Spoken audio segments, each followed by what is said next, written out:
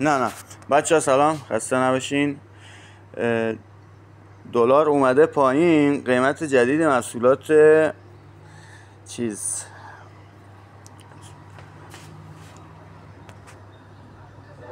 افق کوروش، ببخشید تأخیر داشتم. الان این چیز تبرک نگاه کن، 10,000 تومن. تون لوبیا 10,000 تومن. اینا همه اینجا میبینی 10,000 تومنیه. الان اومدم یه کیسه آوردم، میخوام این رو بار بزنم ببرم. اینا کلا 10,000 تومنیه دیگه. اینا هست الان 12,000 تومن. عرضم به حضورت انبار پره. دلار اومده پایین، قیمت ها خیلی اومده پایین دیگه. کلا سرتون نره بچه. بعد عرضم به حضورتون که پایین تر هم میاد، لطفا خرید نکنید. الان نوشابه شده دونه 12,000 تومن. آره داداش.